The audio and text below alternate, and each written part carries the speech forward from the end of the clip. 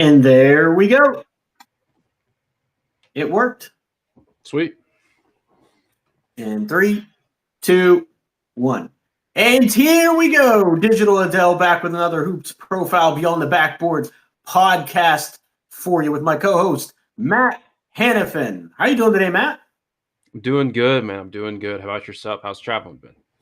Oh, dude, I'm doing outstanding. It's always good to see family and friends. Travel's been great. My plane made it safely, thank God. I was worried about that, of course, with all the crazy stuff going on with traveling and flying. I've been fringe keeping up with hoops. I don't know if you noticed, but I haven't been as active in the Discord. I pop in here and there. I haven't been able to watch many college games. I've been scoreboard watching. So I have been keeping up with like how people's performances have been, how that has gone. And to our YouTube audience that doesn't know, we are broadcasting from our playback room while I'm traveling instead of Streamlabs, which we normally use. It's a little bit easier for me to, control everything. So you're not going to have the normal alerts for people that like the stream or subscribe or channel members. I mean, I could probably do channel members. I will be able to chat with you and do all of the stuff we normally do. Or just setup and presentation is a little bit different. I'm looking at it right now, and I actually like the way it looks. Just from a podcasting standpoint. I was speaking with the guys that work and the developers of Playback, and they're working on functionality to bring subscriber alerts and all the nice streamer tools that you get from other platforms like Streamlabs into Playback. And so the presentation will be like it is now, which I like. Plus, you'll be able to have those tools that we get from Streamlabs and all that stuff. So if they do that, I'm switching over to Playback. This is a nice little setup. In addition to like being able to stream college games, which at some point. We're working on that. Keep your fingers crossed. Yeah, I am speaking to the Playback crew. They are aware that there's an audience that wants college basketball games for Playback. I have been asked by people that I know and that I work with elsewhere about watching college games. So there's definitely an appetite for it, right? Yeah. So they're aware of it. Obviously licensing is expensive and I'm sure it's a difficult and complicated process, especially because college games, you have the SEC network, you got the Pac-10, you got all these separate contracts for TV deals. So I'm sure all of that stuff is very difficult, but I know the people that tuned in, they're here to listen to us talk about contracts and the back scenes of how these deals get done. No, I'm just kidding. Matt, I got a question for you. Mm-hmm. Is there anything that happened in the NBA while I was away traveling? Anything significant? No, it's been pretty quiet. Pretty chill, huh? Earth-shattering trades. No, like that. No, nothing to be. No GMs. Extremely upset. Yeah, it's been crickets. It's like crickets. That's just it. No one's heard about the NBA, and so this is like the first time anyone's being introduced to such a thing. I've never heard of it. Yeah, no. This Luka Doncic guy. Never heard of him, but there were these, whispers that he may have been traded in the dead of night and no other GM got a chance to bid on his services. No. That may or may not have happened. No, not on anyone's watch. Not on anyone's watch. Not on Adam Silver's watch? No. Mm-mm. No. Listen, man, David Stern would have had this vetoed overnight. Oh, my God, yeah. He vetoed that Chris Paul trade like with a snap of his finger, man. That Chris Paul trade was done. Well, I mean, I think like in all fairness, they were like the league was like owning the Pelicans at the time. I would have owned the Mavericks after what just went down. No. Nico Harrison? Yikes. Yeah, yikes. Did not shop. Did you see the text or the screen grab that some of the Mavs players had sent out? It was like 15 Nico Harrison missed calls at like 3 a.m. Really? Like, apparently that's how they were going to find out about the trade, like Luka and Wow. those guys. He didn't tell anybody he was trading him, and then he tried to call Luka at like 3 a.m. And there was like he like sent a screenshot of all these missed calls from Nico Harrison. What were you Crazy. doing? Like before we get into like the draft implications of all this, what were you doing when Right. you found out? Oh man, I was at my brother's. We were just watching TV, talking about his job, and we were talking about some of my views on some of the things going on today. And we were watching a Netflix show or something, and I just was like, "What are all these alerts going off on my Discord and on my phone?" And I looked down, I'm like, "Oh my god, what just happened?" Yeah, that's where I was. I was at my brother's house on his couch watching Netflix. What about yourself? No, I was at my girlfriend's because we just got done watching the Heat game. Yeah. And so we were eating dinner. And it like mind you, it's like 8:30 my time. It was a very late dinner, but like we Right. were just eating dinner just at the table, hanging out, and then I get a text from my one of my best friends who's a Laker fan. And he's Okay. just like, "There's no way this is real." And I was just like, "What are you talking about?" And so I look at the message, and then I get the stuff from like Discord and everything else, and a Right. couple other like work group chats like about the trade. And I'm just like looking at my phone in disbelief, and I was like, "What?" Like at first I was like, "No way, this is real." And so That's then I go on the hilarious. actual account, and I was like, "Okay, this wasn't like an NBA send hell thing or Right. anything." And I'm just like staring at my phone, and I was just like, "Oh my god!" And my girlfriend's like, "She has no idea what happened. Unbelievable. No Right. idea what happened." And I'm just like, "Oh my god! Like, what is happening?" Like, Yeah. I was in disbelief for like at least the next like half hour to hour. Like, I had like Earth no, shattering, right? Earth yeah, shattering trade, dude. yeah. And again, she's not like a basketball fan or anything, and so I had to try to do my best to explain it. Did not work. But no, it was nuts, man. It was. Ah, Yeah, it's crazy. I mean, in like all the players in the NBA now, if you see the quotes, they're all saying anybody can be traded at this point. Like somebody asked Joker about it, and he was like, they were like, "Do you feel safe now that all this stuff happened with Luka in terms of your standing?" He goes, "No, anybody can be traded." I was like, yeah, "Oh, this is crazy." yeah. Anthony Edwards was like, "Yo, Tim, if you're gonna trade me, just like let me know." Or something. Like, Right. talking to Right. Tim Conley, he's like, "Yo, if I'm Yeah. if I'm gonna get moved, man, just let me know." Yeah, no, crazy weekend in the NBA, and a Does lot of he keep draft his implications. job after this? Huh? Nico, does he get to keep his job after this? He just There's no signed a way, right? multi-year extension in July, I think, June or July, but it'll be like he'll probably be canned within a couple of years. Like I Yeah, I was think going he'll to say make it there's to no way next he gets off past 2 season. years. I think Yeah. he'll make it to next off season, but I don't know. Like I don't know if he'll make it much further. And he did a very Well, good job. how's he ever going to sign another free agent? Nobody's going to trust him. I have no idea. It's one of those things where it's like he did a very good job building a team around Luka, Right. and now you just throw that away for Anthony. Like, no, this isn't like a shot at Anthony Davis. Like, it's just a Right. reflection of like you're trading your 25-year-old franchise superstar who was And expected to be how your it next went pick. down. Right. The why we could disagree about the why. How it went down is even more like malpractice. Absolutely. Absolutely. No, I agree with you 100%, man. That's crazy. I just cannot believe that the way it happened. Like Luca is one of the mega stars of the league, and you don't even let him know it's happening. And we talked about this on the 5 Reasons Sports Discord, that we contribute to 5 Reasons Sports, that Ethan Skolnick said these deals happen by just a phone call sometimes. And literally what we're hearing is that's what happened. Like he literally called him up and was like, "Hey, you want Luca?" And he was like, "Wait, are you serious?" "Sure." Well, Like, this was "Yeah, we want over a Luka." month though.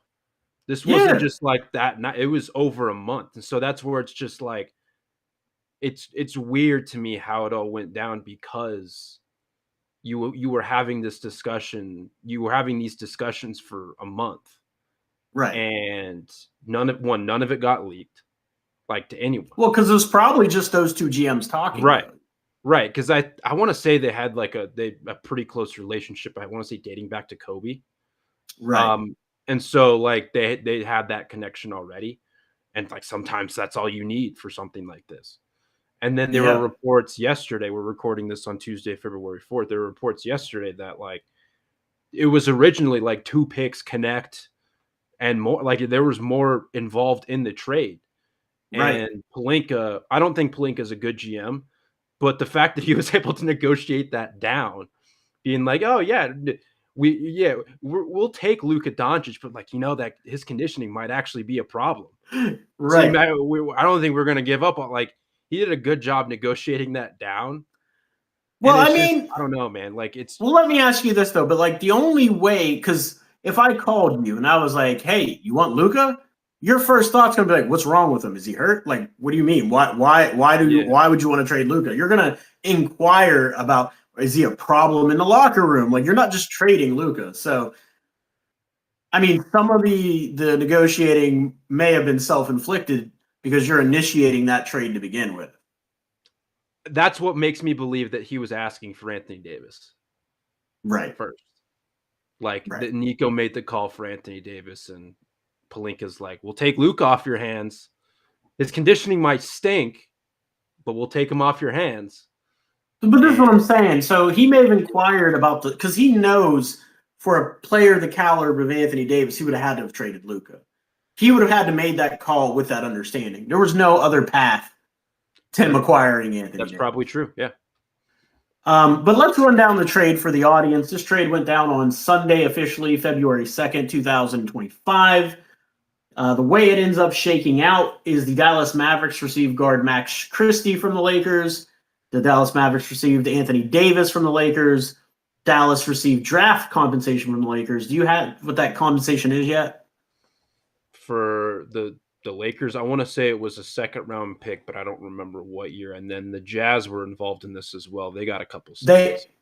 I'm getting to that. So we'll look into the actual draft picks themselves after I go through the rest of the trade. Then, the Utah. I'm sorry. Let me pull those up. See if I can find the full. While he's pulling those up, the Los Angeles Lakers got Luka Doncic from the Mavericks. They received Maxi Kleber from the Mavericks, and then they also got Markieff Morris, which is just as a throw-in salary at this point. The Utah Jazz received draft consideration. Utah received guard Jalen Hood-Schifino. I actually like this move for Utah because I was higher on Jalen Hood-Schifino than most people. I know he had that back injury that really derailed his rookie season. If he can get past that, even though back injuries, I mean, they scare me with basketball players, especially a rookie. If he can get past that and they have a backcourt of Hood-Schifino and Keontae George of the future, I mean, that's a win for them to get in on this trade. You know what I mean? Well, okay, I'm looking at it right now. The Lakers, it wasn't a second round. It was the Lakers 2029 first round pick. Dallas got with Dallas got Anthony a Davis and 2029. Max Okay. Christie. And then the Jazz 2 picks that they got there were 2 picks in this upcoming draft. The Clippers 2025 second and Dallas's 2025 second. I like this for Utah too. They Ooh, literally gave up that's nothing and really got 2 good. second round picks in this draft. Heck yeah. In addition to Hood-Schifino, like I'm kind of in a disagreement to an extent. Like I wasn't very high on Hood-Schifino. I think I was lower on him than the consensus, and I know he's dealt with that back injury and he's had a pretty rocky start to his career. Most of his time, I believe, has been spent in South Bay, with their G League team. If you can get Hood-Schifino for a team like Utah, who's like, again, they're just trying to collect assets. Like Capture you're the collecting flag. you're collecting a young guard in his second year, in addition to 25 seconds in this draft. Like, Right. yeah, you would do that every day of the week, even though they might be middle of the late seconds. Like you can still find value. You could still find some players. I mean, I know the hit rate on second round picks, like you're just practically throwing darts at that point. But if you're the Jazz and you're stacking the deck a little bit, like you can take some chances or flip those for someone else. Like you could flip that to move higher in the second round or something like that. I don't know. No, I agree with you 100%. You're absolutely right about that. That's a big win for them for doing absolutely nothing special in that trade. They ended up waiving Mo Bamba. Somehow the Clippers ended up with Eubanks. Oh no, that's a different trade. Sorry. That was a different trade. So yeah, they waived Mo Bamba. So that's actually really interesting. I'm going to attempt, after we go through all these trades, to dive into the draft ramifications and see how all the picks shake out. I don't know if Spot Rack has them updated or not, but I have it pulled up, and we're going to try to take a look and see if it is already updated. But there was another small minor trade that went down that nobody really knew was coming. Well, we knew it was coming, actually. That Spurs reporter, Dusty, I don't know if you guys follow him. He's called the Spurs Reporter on Twitter. Actually, I got a really funny story. He's been saying this for a while. There was smoke to De'Aaron Fox going from Sacramento to the San Antonio Spurs to pair with Victor Wembanyama. So while we were trying to parse this information and figure out what was going to go on with this trade, I was on the airplane. I was flying on the airplane, connected to Wi-Fi, still trying to stay plugged in and get all this information. And Dusty, while I'm doing this, Matt, can you do me a favor? Because I'm not logged into my Twitter account. Can you share our link? It'll be that little arrow on the top. Oh, you're not on YouTube, so you can't even see it. But if you could share the YouTube link on Twitter, it would be great. Yeah, let me do that. So while you're doing that, so Dusty was trying to give inside details about what he knew and what he heard on a Spaces, because somebody invited him on a San Antonio Spurs, Sacramento Kings collaborative space. And so all these fans were talking on the Spaces, and Dusty came on and started talking, and he's very long-winded, but he's really thorough. So it's, I understand it. He was trying to be like, this is why I can't say certain things specifically, because I have allegiances to certain people, so I can't reveal exactly everything. But he was trying to get to what he was hearing. And it was funny. It took like 2 minutes for him to set all this up.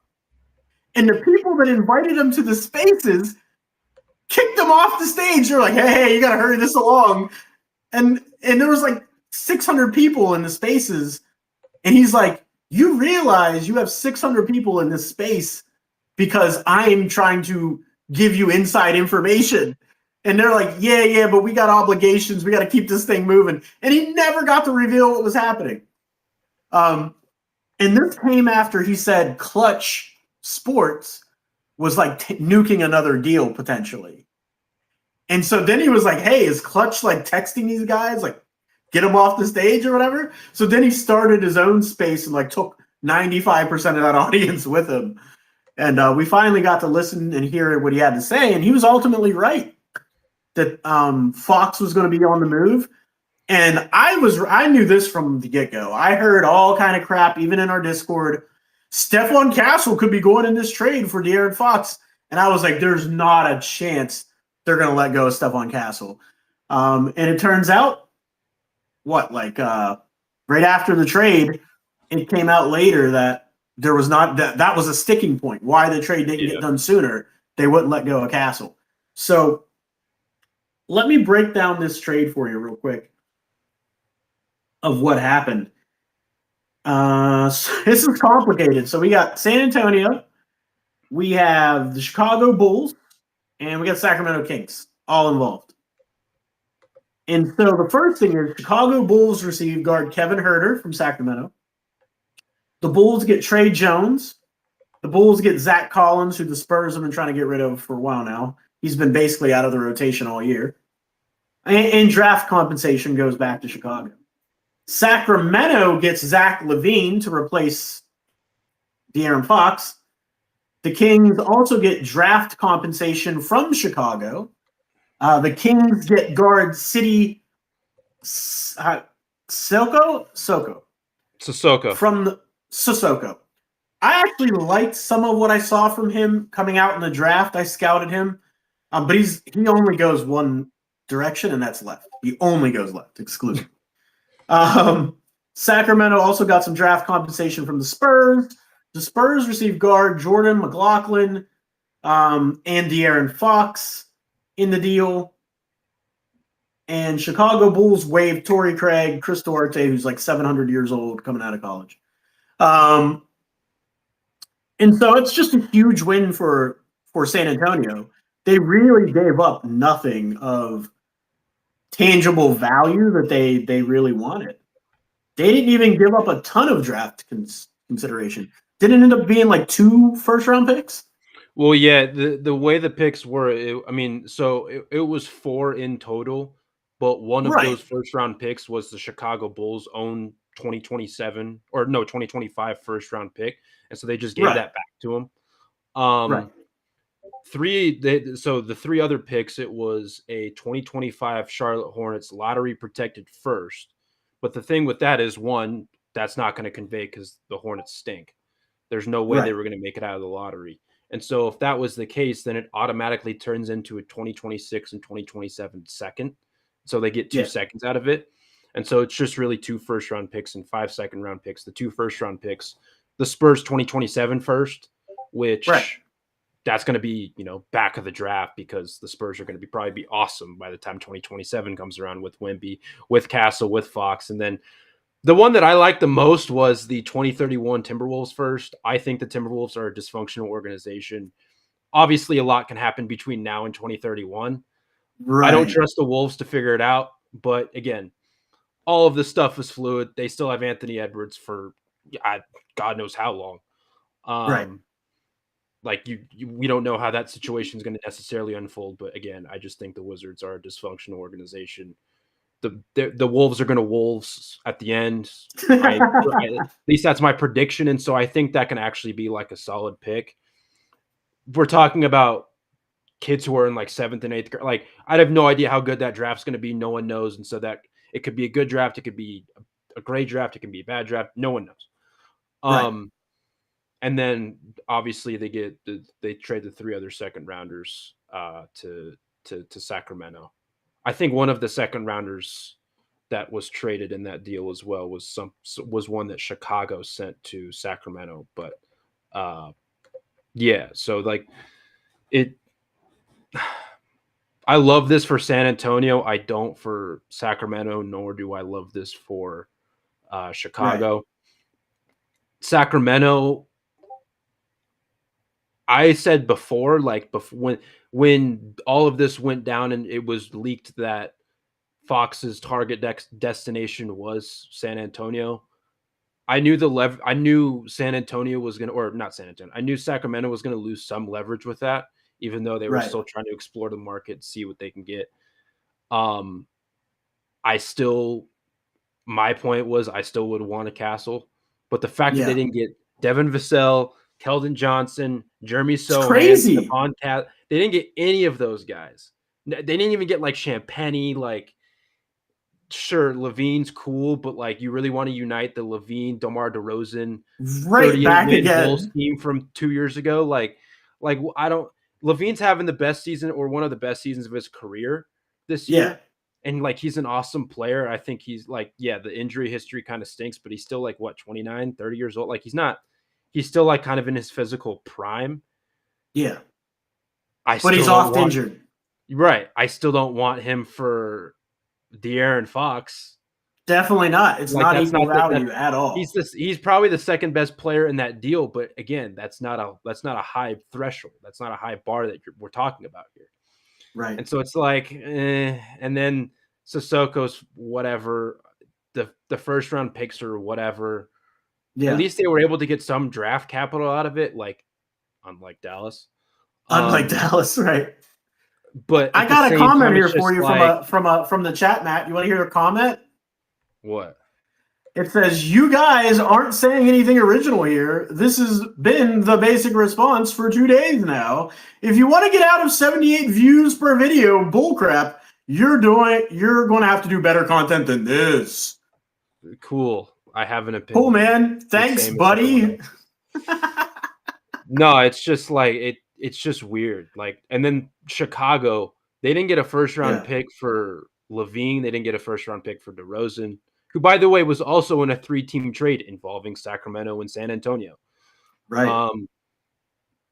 They didn't get a first-round pick for Alex Caruso from the Thunder, who are hoarding first-round picks. If you open the Correct. front door, let's say the Thunder had a house.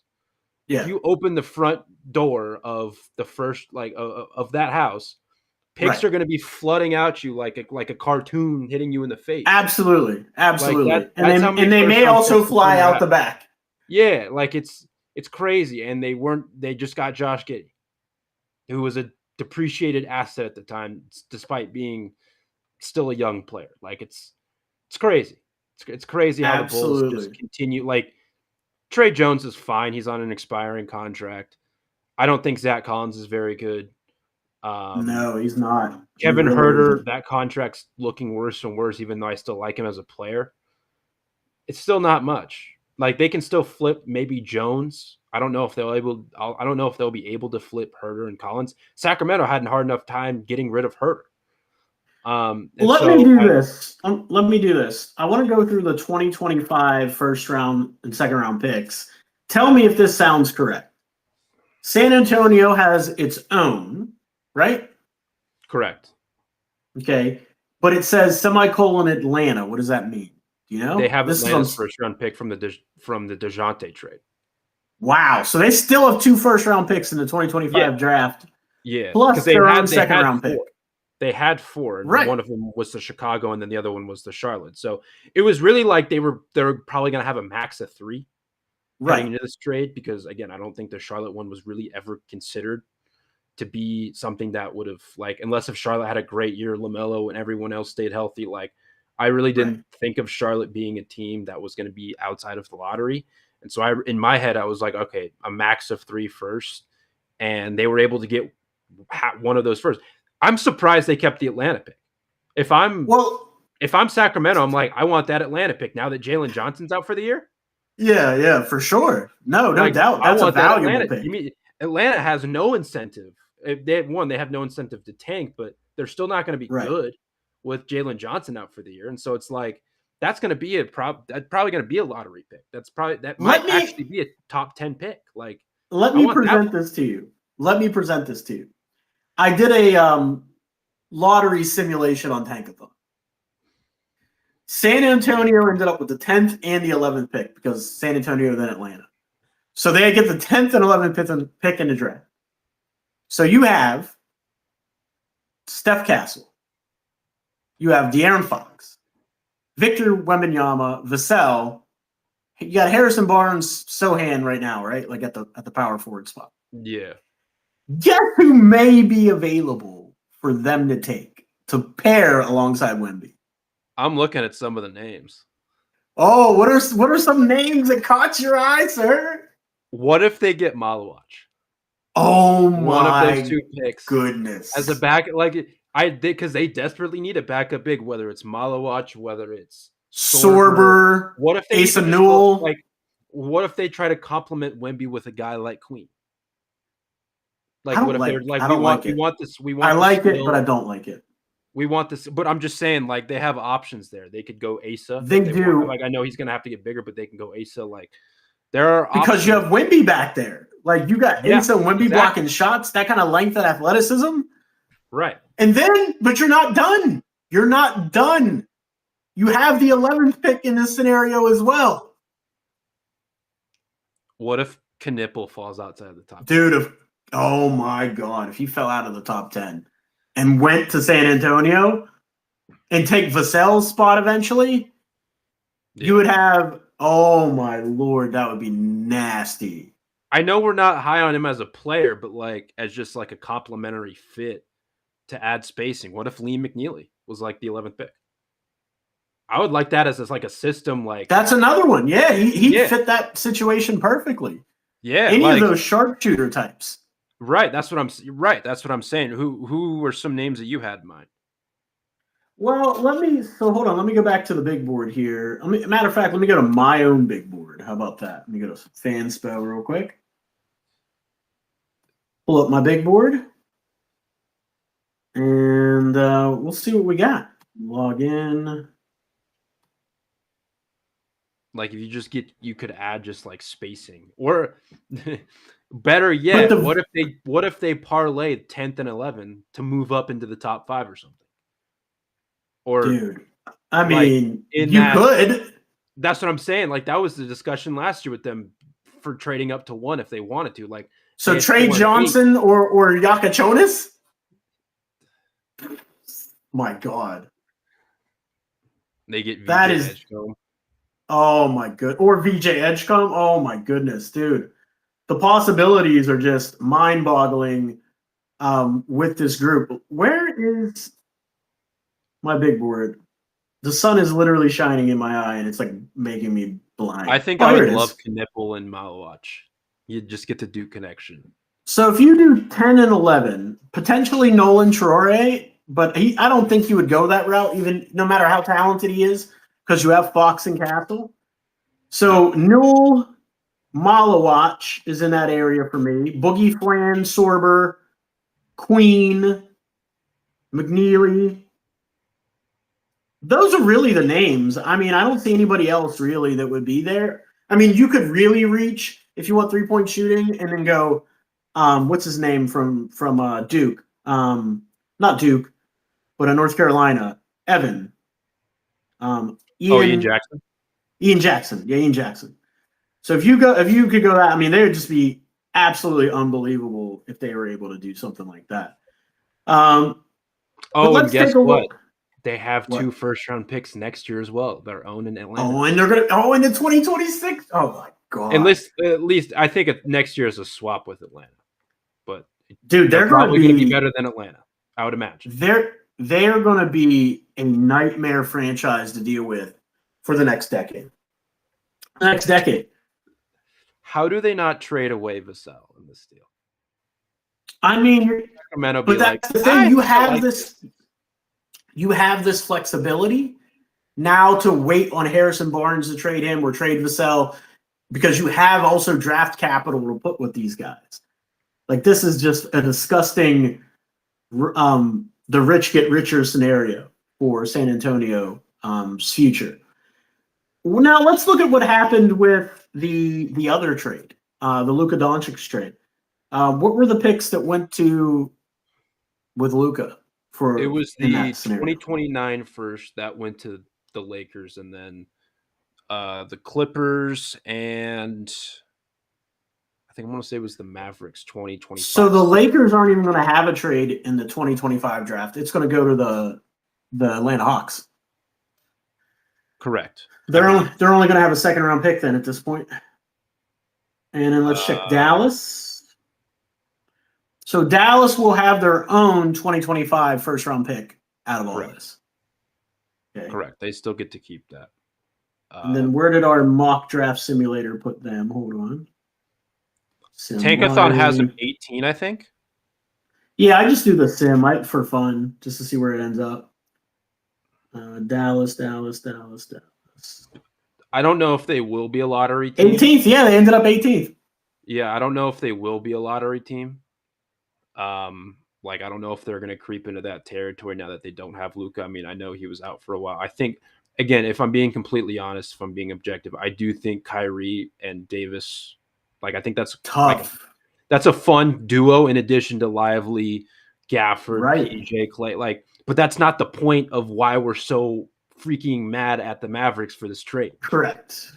Well, it may have something to do with a guy who sits in Miami and doesn't play. Who could that be? Any idea? Jammy? Jamie Bootler? Jamie Big Face Bootler? Yeah. No, I mean, it tanks his value around the league. And Miami, from what the guys have been saying on 5 Reasons Sports, is that they haven't been getting any real offers, tangible offers that they could, because every time a team tries to get to that point, Jimmy's camp goes, nah, Jimmy only wants to play in Phoenix. Yeah. I'll play anywhere, he says publicly, and then his camp behind the back goes, I'll play anywhere but 28 other franchises. That's right. Only 28 other franchises. Yeah, it's a mess, man. That's a mess of a situation that the Miami Heat find themselves in. And in a period of transition where they need a draft pick in the 2025 draft, it doesn't look like they're going to get one because they're not bad enough to miss the play-in, and they're not good enough, or Butler's not a good enough asset at this point because of his own actions to recoup draft compensation. So yeah, and I was never expecting to get a first-round pick for Jimmy. Now I'm definitely not expecting to get a first-round pick for Jimmy. The Mavericks. Well, I'll say this, though. I always say this. Deadlines create urgency. Correct. And the closer we get to the deadline, we got 2 days left. Well, technically, Tankathon has a counter. I don't know if you saw that. They have it counted down to the seconds. Yeah, so if you go to the homepage of Tankathon, trading deadline, 1 day, 22 hours, 37 minutes, and 39 seconds. So there's still time, but we are getting to the end of that candle. That candle is quickly burning out. And the only thing that's going to change any of this around is if Jimmy goes, I'm cool with going to Memphis. I'm cool with going other places. Because Bradley Beal right now, he's like, let me show you my no trade clause. Bradley Beal's chilling on the couch, being like, literally, what's going on? There's a deadline. For what? Right. I've already told you guys. I got this no trade clause. I don't feel like moving. Stop bugging me. I'm not going to accept no dang trade. Right. Stop. I don't care if you bench me. I have a no trade clause. Basically, he says I've earned it. Like, that's his whole thing. I've earned this no trade clause. So, it's going to be a rough go with the no trade clause. It's insane. It's insane that Washington gave him a no trade clause. Like, insane. What did they ever win with Bradley Beal that he earned a no trade clause? Nothing. Not a darn thing. I still want this Toronto Raptors 2025 pick. I'm obsessed with it for the Miami Heat. I don't know how they can get it, but I'm obsessed with it. I kind of want it. Toronto? I don't think Toronto would do that. No, I don't think they would either. No, I don't think they would either. But I want it. I was thinking about this earlier. Like right before we hopped on, what do you think Dallas now does with their pick? Like, not saying like trading it away, but like, what route do you think they go? Like, do you think it's like a guy that creeped into my head is like, what if they go like a Cam Jones route or something? Like, but so that's the thing at like 18, it would have to be somebody like Cam Jones because all the other players are the explosive young guys are going to be gone. Ian Jackson,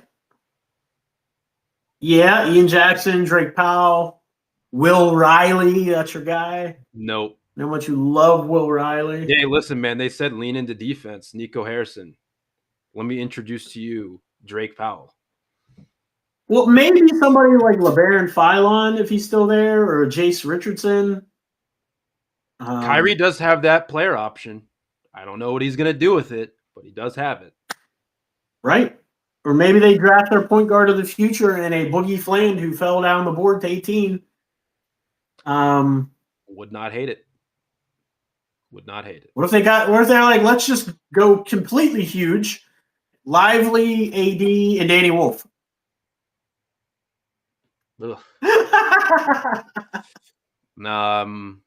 At that point, you may as well just start PJ Washington at the 2. Like, what? Right? Go super duper big. Just play all their bigs at once. All their bigs, man. They're on their big board. They have Nick Clifford all the way down to 38. They got JT Toppin at 43. Tyrese Proctor at 49. Like, he really fell down the board. I think Proctor's the type of guy that could really help a contending team. Because he could be just that guy who doesn't get in the way, shoot threes. Decent defense, not great.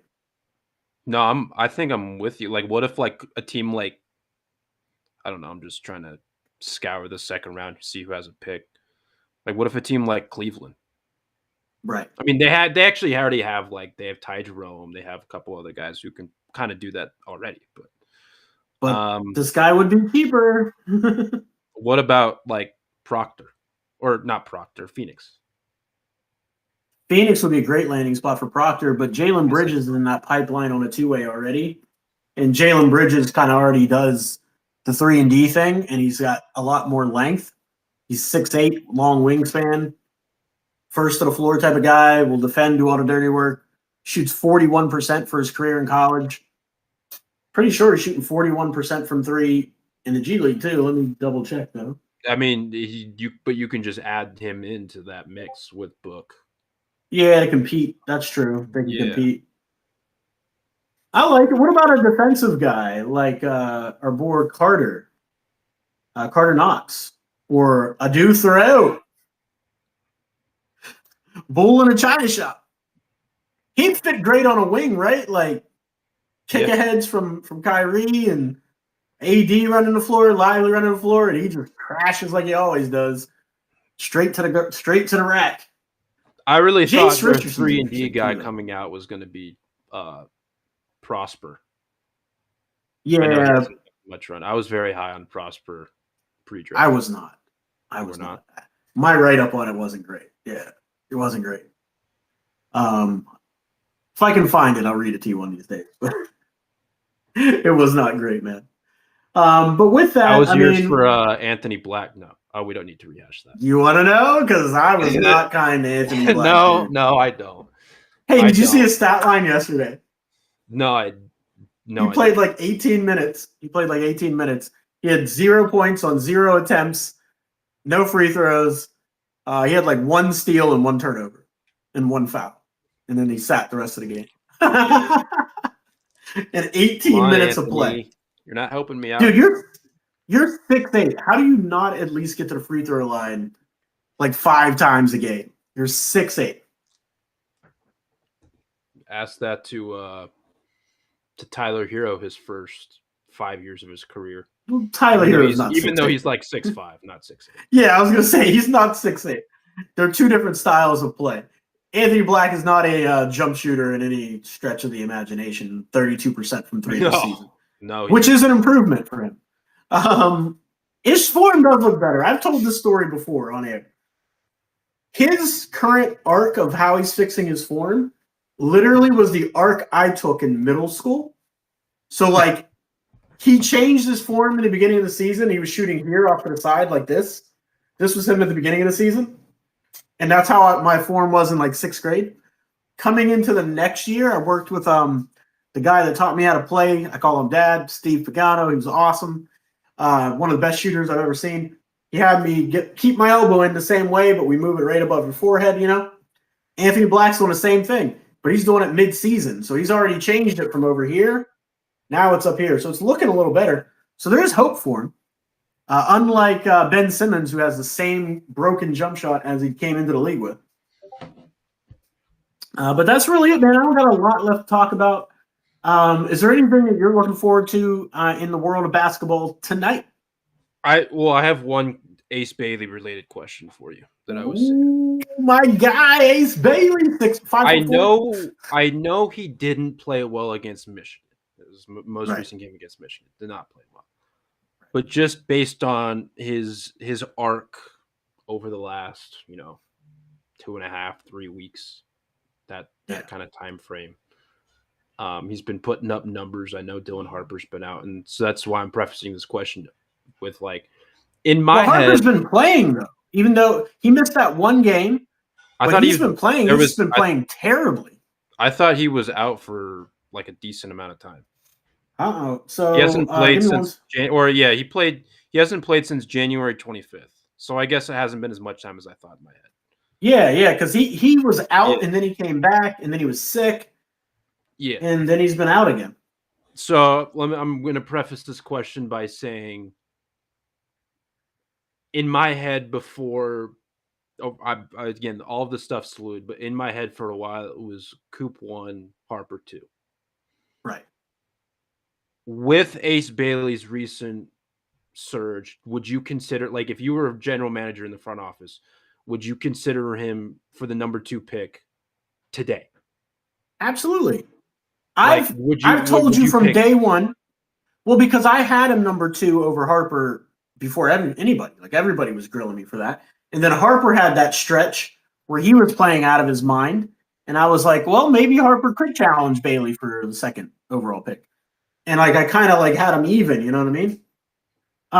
But here's the reason why. Let me explain. So the moment I seen Ace Bailey play against high-level competition in his ability to make shots, he's an elite shot maker like other elite shot makers we've seen in the league. I'm not saying he's going to be as good of an overall player as like a Carmelo Anthony, for example, but he's that type of shot maker. Yeah. Kevin Durant type of shot maker. He's an elite shot maker, and he's only going to get better. So, yeah, I would have no qualms as a general manager picking him second overall. Would None. would you do it? Would you pick? Would Yeah. you pick him to right now? I mean, yeah, depending on what my team needs. It depends on what my team needs and measurables. Yeah. Because if he comes out to be 6'4", like you said, changes things. No, but so here's the thing, right? Like, for as much talent as those two guys have together, their team is really underperformed. Come once to a basketball game in Europe, and you'll see crazy fans with full of passion. Hey, yeah, I'm well aware of how passionate fans are around the world in Europe, man. It is crazy. But yeah, so as far as Ace Bailey goes, the level of success is problematic for me. Now, also it speaks to the team building aspect. Their team building is terrible because they have no other talent on that team other than Ace and Dylan. They do everything for that team. And so, but I am concerned with the lack of success in college, how that's going to translate in the NBA. Like because we're not going to get to see them in those high pressure environments of the tournament because they're not good enough to get in. High pressure environments against Michigan, right? Against Michigan. Well, I don't know, man. So that's my thing with Ace. I think he's an elite shot maker in the game. If he's legitimately 6'10" and he has a long wingspan, because he does rebound well, he handles the ball well relative to his size. He has more facilitation, to unlock. He's got more handling ability to unlock. I just think he's got such a high ceiling. Dylan Harper, I'm a little concerned about how he's going to translate offensively in the league. Much like Devin Carter, we talked about, and Devin Carter was a lot smaller, but we talked about how he played a really super physical brand of basketball. Same thing with Collier. We said the same thing. He plays a really physical brand of basketball to get his points inside. If Harper doesn't improve his form, I'm going to have questions. I think he's going to be an effective player no matter what. I think, you know what I mean? Like, I think he's got too much talent for him not to go top 3 at minimum. Right. But his jump shot is problematic for me. She's shooting 49% from the floor, 33.7% from deep. That's down to 31.5% in conference play. 18.5 points per game, 5 rebounds, 4 assists. You're talking about Harper. Correct. Right. No, I'm with you. I just think he's too big. I think he's like good enough defensively. I think his playmaking is that's like a solid. Like it's not passing accuracy. I'm concerned. Also, it's not perfect by any means, but like I think there's definitely there's stuff there. Oh yeah, I think he's a good rebounder for his position. Same with Ace. Yes. I just wanted to pose that question to you because again, I know it's been like a very recent surge for Ace, and I know he's had sometimes when the lows for him I think are low, but the highs for him are really really high. Especially from a shot making perspective, I think he has more playmaking juice than the numbers do indicate, but that is something that you have to unlock at the next level. Again, I wonder depending on the situation that he falls into, I wonder what they'll task him to do from do we want you just to be a catch and shoot shooter your first year? Right. In addition to some of the stuff that you can do defensively. But he's a one-on-one guy too. He's a matchup nightmare, dude. Well, I'm saying I wonder if a team is going to limit that from him and then make him improve some of that stuff over time when it comes to the burst and the handling. Well, let me give you some numbers. Let me give you some numbers. Ace Bailey, 20 points per game, 7.8 rebounds per game, 1 assist per game, 47% from the field, 38.5% from three. Pretty good. Pretty good. They also list him as a guard, Basketball Reference does. That's kind of funny. That is funny. He's a seven- wing. No matter what, he's a wing, right? Like Right, yeah. he's definitely That's a what I wing. mean. He's definitely not a guard. Well, that's like Fanspo. Didn't Fanspo have somebody that was a guard, like a center? They They had had like 3 different guys. yeah. They're insane, man. And he gets to the free throw line a lot. Let me go on Tankathon. What is where's he at? I want to see what his free throw rate is. Because it's gotta be really high. 26.3%. It's not as high as I thought. Not as high as I thought. In conference play, it's 29%.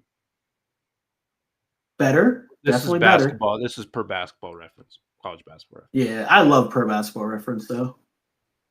Usage rate 30%, that is awfully high, but that speaks to they don't have any other players like we talked about at Rutgers. And Harper's on and off. But he's only missed 2 games. He's really only missed 2 games. If you look at the number of games Bailey's played versus Harper, they're like 2 games difference, right? 18 to 20. They've played 22 though.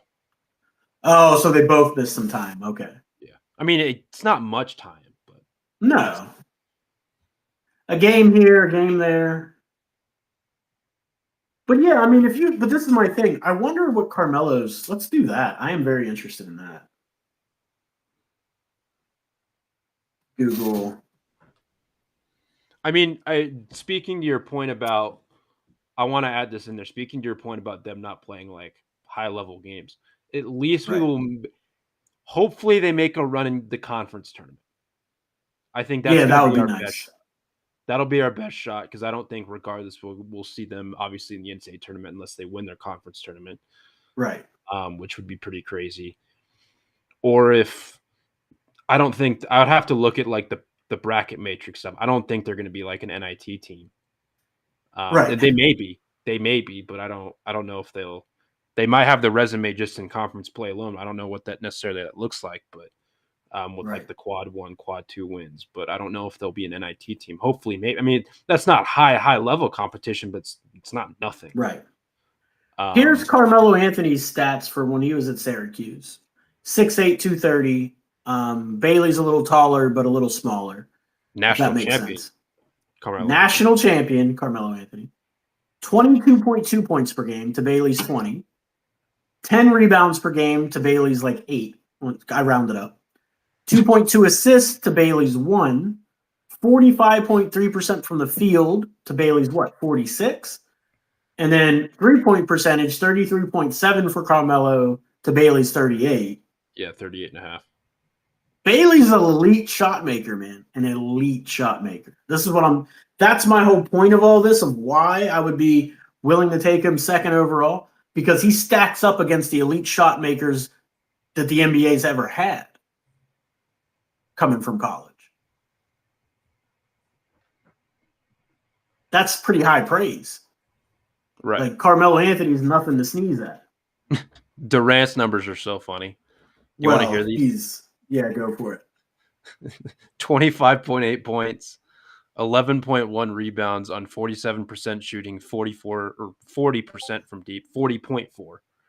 And 81.6% from the free throw line.